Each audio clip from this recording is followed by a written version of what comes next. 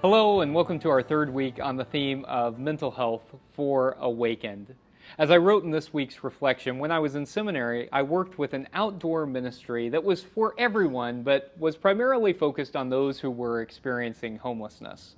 It wasn't the kind of place that made you sit through a worship service in exchange for food, exchanging food for conversion. That kind of theology is reprehensible. But instead, it recognized that people had both physical needs, a physical hunger, like they needed actual food, and that they had spiritual needs, spiritual hunger as well. That just because you were experiencing homelessness did not mean that you didn't have spiritual needs. In fact, it often meant that you had deeper spiritual needs. And so we crafted a service that helped to meet people's spiritual needs when they were facing extremely difficult circumstances. One of my roles there was to preach on occasion, and I remember the first time that I preached, I left my apartment, and I lived about a mile away from the town green where we had this service, and I was at the top of the hill, and I started walking down the hill towards the town green, and off in the distance I heard some kind of a faint low sound. I couldn't quite make out what it was at first, but as I walked further, it started to grow a bit. Dun, dun, dun, dun, dun, dun, dun, dun, dun, dun. And I thought, I think that's music. And as I walked closer and closer to the town green, it started getting louder and louder. Dun, dun, dun, dun, dun, dun, dun, dun, dun. And I turned the corner where I could see the town green, and I recognized that it was the Puerto Rican Day Parade. Now, we had this service no matter what. There could be 3 feet of snow on the ground, and we still had this service because we knew that people depended on it. Certainly, people needed to eat, but people also depended on it emotionally. That people wanted and needed to be there for their own mental well-being. And so even though it was the Puerto Rican Day Parade, we still had that service. And I was up to preach, and so I preached in that chaotic, joyful, beautiful moment. And I'm of the opinion that every preacher ought to preach when there are all kinds of distractions going on, because, you know what? Life is filled with distractions. Life is filled with things that keep us from centering on that which is most important to us.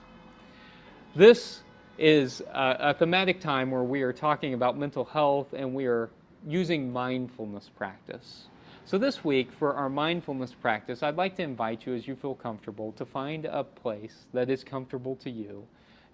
Wherever it is, it could be a favorite place, inside, outside. And I invite you to place your feet flat on the ground, to sit up straight, close your eyes as you feel comfortable, perhaps to fold your hands together, and to begin focusing on your breath.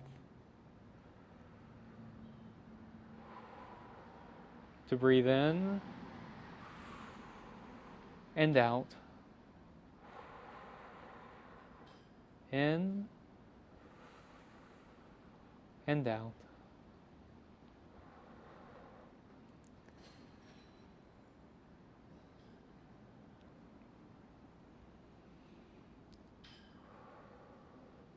Feel the air expanding your lungs.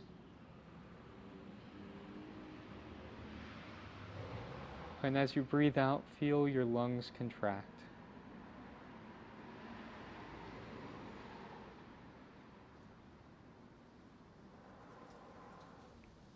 You may have other thoughts. Acknowledge them, but then let them go. Try not to focus on anything but your breath.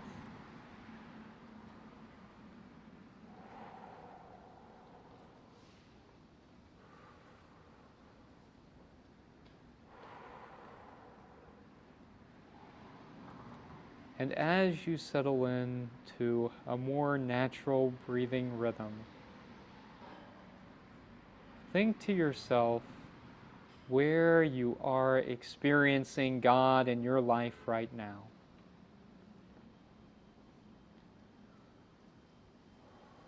Perhaps it's here in this moment. Perhaps it's on a walk through a favorite part of your town. Perhaps it's through your family or your friends. If so, picture their faces. Think about your connection with them. Perhaps it's through your faith community. If you have a faith community, think about if you've experienced God in that space with those folks.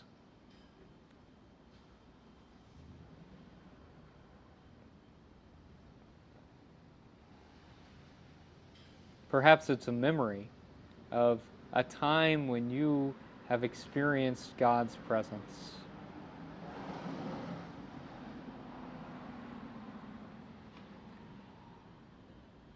I think about walking through the fresh, newly fallen snow and the sheer silence of that space.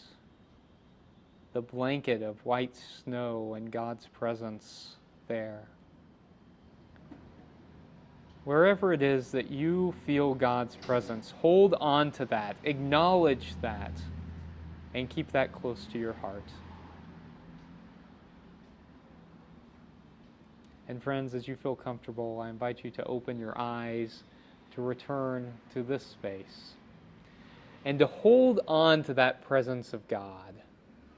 That whenever life feels like it is full of distractions, return to that sacredness, that sacred presence, for that is God promising to be with you through it all. That God is here if we will do the work to look for God, to feel God.